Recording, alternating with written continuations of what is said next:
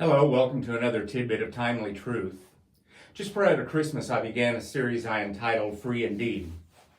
I was both astounded and grateful for the response to that tidbit, but it let me know that this is a topic that is much needed. So today I will continue with part 2 of that series, and please keep in mind these tidbits, even though often difficult to grasp and apply to our lives, are means by which to encourage us to just get better.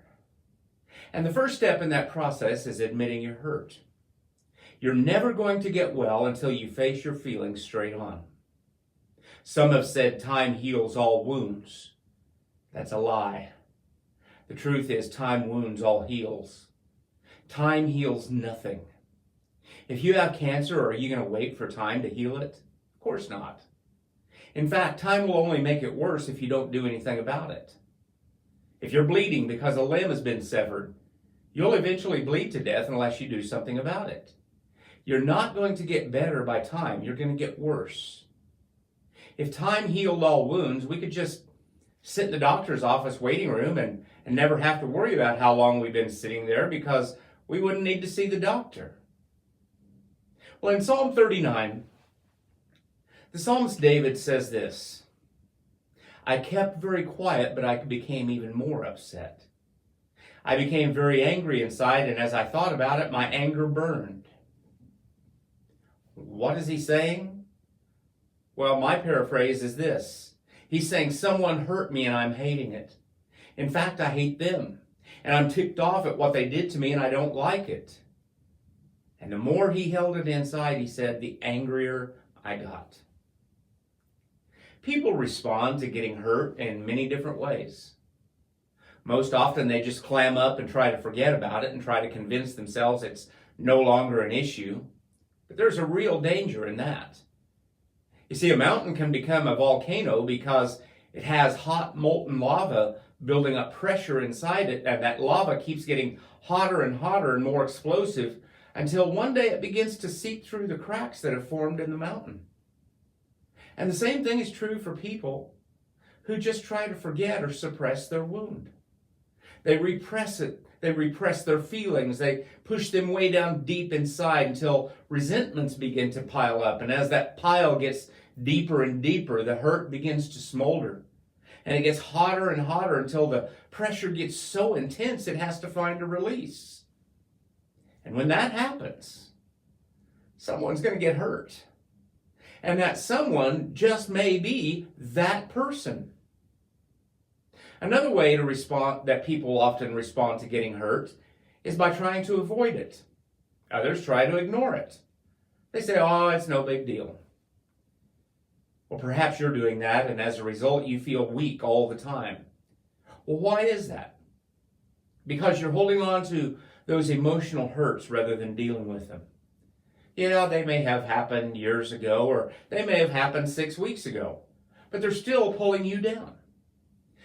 Why is it that they keep you awake at night?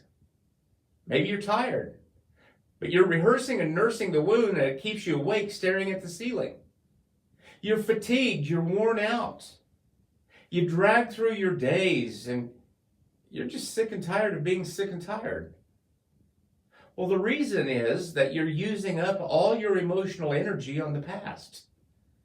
And you then spend so much of your time resenting and regretting and thinking about that person who hurt you and thinking about getting even. And you find yourself focusing all of your energy on that. You use up your emotional energy, leaving you with no energy to get on with life. It's emotionally draining. Again, the psalmist David says in Psalm 32, when I kept things to myself, I felt weak deep inside me, and I moaned all day long. Still others try to escape from their pain. In fact, much of our society today is built on escaping pain. Some move from relationship to relationship, or from bed to bed, thinking maybe this will be the answer to fulfill the emptiness of their heart.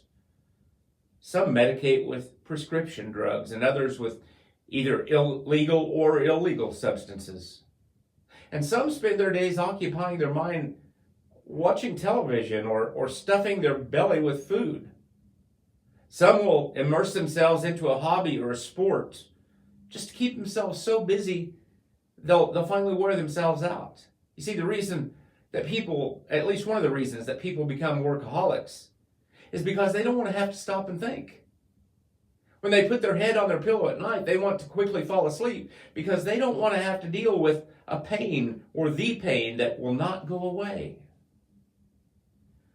Well, friend, if this is you in any of these categories, I'm sorry for your pain.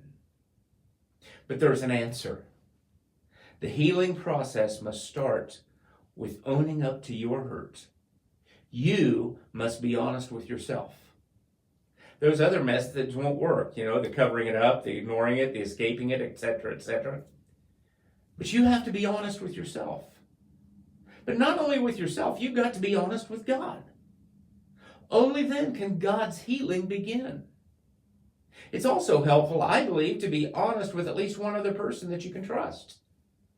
Now, you might be thinking, well, I can do those first two things, but I don't like the third one. I don't trust anyone that much. Well, good luck, because without an accountability partner who will hold you to the fire, your pursuit of healing, it's going to be very difficult for you to get well. Hope you'll join me for part 3 in just a few days.